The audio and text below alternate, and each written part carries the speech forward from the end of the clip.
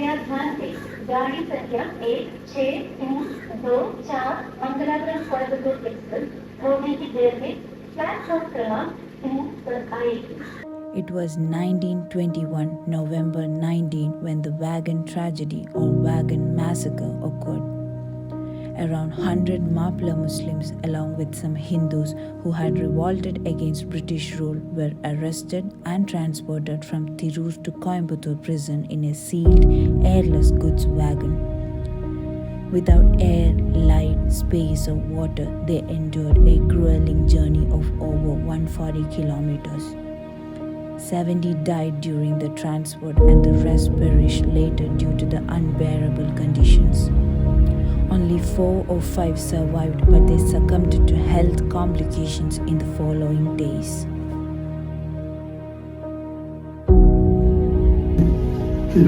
Railway സ്റ്റേഷനിൽ എന്നോട് കണ്ടിട്ട് പുള്ളിക്കാരൻ അവിടെ നിൽക്കുന്ന സമയത്ത് ബ്രിട്ടീഷ് പോലീസുകാർ വരും. അവിടെ വല്ല വരിക അവിടെ അങ്ങനെ റോന്ത് വിൽക്കാനായിട്ട്. ആ സമയത്ത് ആദ്യം ഒരു പ്രാവശ്യം പുള്ളിനെ പിടിച്ചു റെയിൽവേ സ്റ്റേഷനിൽ അവിടെ വെച്ചിട്ട് പുള്ളിനെ പൊളിച്ച് വണ്ടിയിൽ കയറ്റി കൊണ്ടുപോയി. ഇന്നോടത്തെ എവിടേക്കൊന്നും അറിയില്ല, ഏതൊക്കെ പോലീസ് സ്റ്റേഷനും കൊണ്ടുപോയി. അവിടെ നിന്നാണ് ബല്ലാരി ജയിലിൽ ഉണ്ട്. ജയിലിലേക്കാണ് പോകണമെന്നൊന്നും അറിയില്ല. ആ ബല്ലാരി ജയിലിലായിരുന്നു. പിന്നെ ഏകദേശം 3 വർഷത്തോളം ഇത് റിലീസ് ചെയ്തു. ജയിലിൽ റിലീസ് ചെയ്തു 3 വർഷം അങ്ങനെ വിട്ടു പോന്നപ്പോൾ ജയത്തിൻ്റെ പേരിൽ എന്താ ചാർജ് എന്നൊന്നുമില്ല. പിന്നെ കുറേ പേര് പെട്ടെന്ന് പിടിച്ചോണ്ട് അത് തിരുവിട്ടാണ് കൊണ്ടുപോയി. ആ കൊണ്ടുപോയ സമയത്ത് ഈ ബാഗിൽ ആണ് കൊണ്ടുപോയത്. അപ്പോൾ ഇവർ ഈ സ്വതന്ത്ര സമര സേനാനികൾ കാരണത്തിട്ടാണ് ഇവർ സ്വതന്ത്ര സമരമായി. അതിൽ ആദ്യം വരെ മറ്റുള്ള സമുദായക്കാർ പറഞ്ഞത് വർഗീയ കലാപമാണ്. അതിന് ഹിന്ദു മുസ്ലിം ഒന്നുമില്ല. ഇവർ സമരത്തിൽ അങ്ങനെ വർഗീയത്തില്ല. അതിലെല്ലാം ഹിന്ദു ഉണ്ടായിരുന്നു, മുസ്ലിം ഉണ്ടായിരുന്നു. ആ മരിച്ചതിൽ ഹിന്ദുക്കളുണ്ട്, മുസ്ലിമുണ്ട്. അത് ലാസ്റ്റ് വരെ മരണം വരെ അതൊക്കെ അസുഖമായിട്ടുണ്ട്.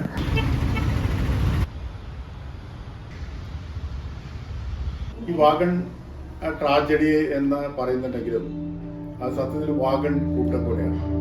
അടഞ്ഞ മുറിയാണ്. ആ അടഞ്ഞ മുറിയിൽ ഒരുപക്ഷെ ഏതെങ്കിലുമൊക്കെ ചരക്ക് കയറ്റുന്നത് പോലെയാണ് ഈ മനുഷ്യരെ കുത്തി നിറച്ച് കയറ്റിയത്. അങ്ങനെ കുത്തി നിറച്ച് കയറ്റിയവര് ശ്വാസം കിട്ടാതെ മരിച്ചു.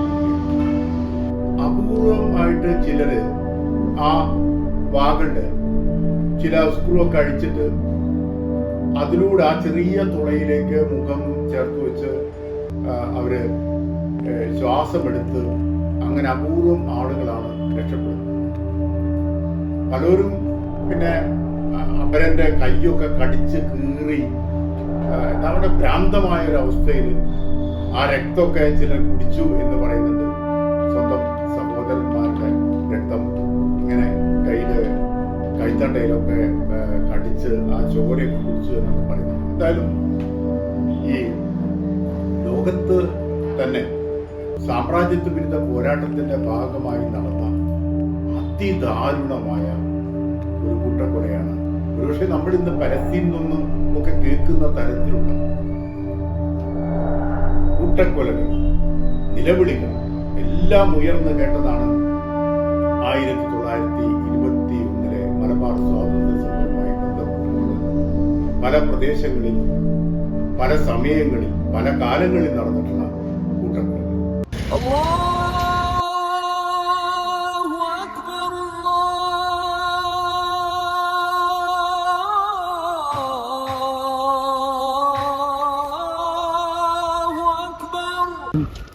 ചവിട്ടി ചീന്തി അവരൊക്കെ ശരീരം വികൃതമായിരുന്നു. അങ്ങനെ മുഴുവൻ വികൃതമായിരുന്നു. അതായത് അത് കൈകാര്യം ചെയ്ത ആള് എണീച്ച് കണ്ടതാ. ഞാൻ ആളും കൂടി കണ്ടുണ്ട്. ഒന്നും പുറത്തൊന്നും ആളില്ല. കാരണം ജനങ്ങൾ മുഴുവൻ മാറിയിട്ട് വിട്ടിരിക്കുകയാണ്. ഒരു കഥ എന്ന് പറഞ്ഞാൽ ഒരു കഥ എന്നാണ് പറഞ്ഞത്. ആൾ പറയാൻ എന്നോട്. അതിൻ്റെയൊക്കെ ഒന്നാൾ എന്നോട് പറയാണ് അതൊന്ന് അന്ന് എനിക്കൊരു 14 വയസ്സായിട്ടുണ്ടാവും. മൂപ്പർക്കൊന്നൊരു 80 വയസ്സിൻ്റെ ചായ അന്ന് പറയാനുണ്ട്. മുഴുവൻ മനുഷ്യൻ്റെ നീറ്റും മുറികളും ദയനീയ അവസ്ഥയിലാണ് അവർ മരണപ്പെട്ടിരിക്കുന്നത്. എന്താ ജീവൻ പോയി കിട്ടണ്ടേ? അതന്നെ ചെറിയ ആൾക്കാർ അതവർ പിടിച്ചിരിക്കുന്നത്. അതാണ് എൻ്റെ യോഗ്യന്മാരെ നോക്കിയിട്ടാണ് ഇവർ വേട്ടയാടിക്കുന്നത്.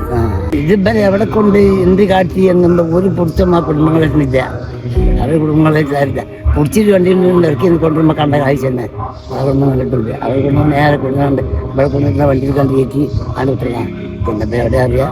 പിന്നെ എന്ത് കാട്ടിയത് എവിടെ കുഴിച്ചില്ലേ അതോ മറവ് ചെയ്യോ അത് ജീ കുറിച്ച് 800 എന്ന് അതൊന്നും കുടുംബങ്ങളറിയില്ല, ആരും അറിയില്ല. എന്ത് കാട്ടിയെന്നുള്ള ആർക്കും കിട്ടുന്നില്ല. അത് മുഴുവൻ അങ്ങനെ എന്നും മറിഞ്ഞു കിടക്കുന്നതിൻ്റെ അർത്ഥം അതാ. പത്രത്തിൽ വന്ന ഒരു ലേഖനം അപ്പോഴാണ് കുരുവമ്പലം എന്ന് കണ്ടപ്പോൾ ഇത്രയും ആളുകൾ നാട്ടിൽ നിന്ന് മരിച്ചതാണോ എന്ന് ആലോചിച്ച് അപ്പൊ അവർക്ക് സ്മാരകമോ ഓർക്കാനുള്ള ഒരു അവസരമോ ഒന്നുമില്ലാതെ പോകുന്ന പ്രശ്നമല്ല. ഞങ്ങൾ ഒരു സമിതി ഉണ്ടാക്കി രജിസ്റ്റർ ചെയ്ത് ഗവൺമെന്റിനോട് ആവശ്യപ്പെട്ട് ഇത് പബ്ലിക് സ്ഥലമാണ്, റവന്യൂ സ്ഥലമാണ്. ഈ ഒരു സ്മാരകം ഉണ്ടാക്കുന്നത് വരെ ഈ കുരുവമ്പലത്തുകാർക്കും ഇതൊരു ചർച്ചാ വിഷയമായിരുന്നില്ല. ഇത്രയും ആളുകൾ മരിച്ചു പോയിട്ട് ഇത്രയും ആളുകൾ മരിച്ചു പോയല്ലോ, കുരുവമ്പലത്ത് ഇത്രയും ആളുകൾ ഉണ്ടല്ലോ എന്നതിനെ പറ്റി ഒരു ചർച്ച ഉണ്ടായില്ല.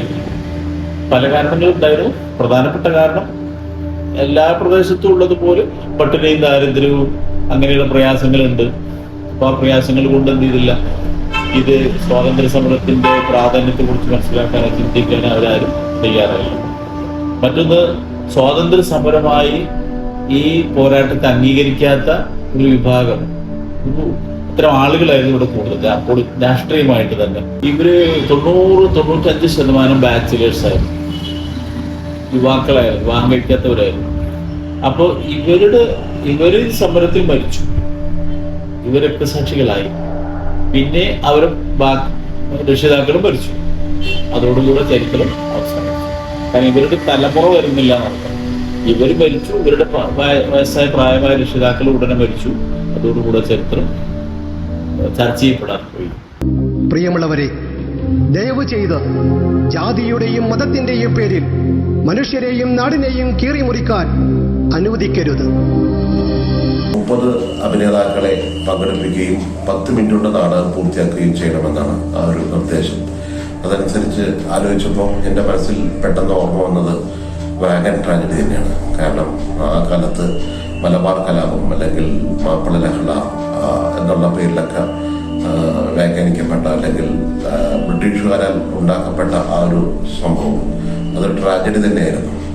അതിനെ ആസ്പദമാക്കിയിട്ടാണ് നാടകം പ്ലാൻ ചെയ്യുന്നത്. 30 അഭിനേതാക്കൾക്ക് പ്രാധാന്യം ഉണ്ടാവണം, സബ്ജക്റ്റിന്റെ പ്രാധാന്യം ഇതെല്ലാം കണക്കിലെടുത്ത് ഒരു നല്ലൊരു ശ്രമം തന്നെയായിരുന്നു. ആ ശ്രമം വിജയിച്ചു എന്ന് തന്നെ പറയാം. ആ നാടകം അന്ന് കണ്ട പ്രേക്ഷകരെ ആഫോടെ കണ്ണീരണിയിച്ചു. കാരണം ഇത്രയും ഒരു ആഘാതം സൃഷ്ടിച്ച ആ കറുത്ത ദിനം എല്ലാവരെയും മനസ്സിൽ നൊമ്പരമുണ്ടാക്കി.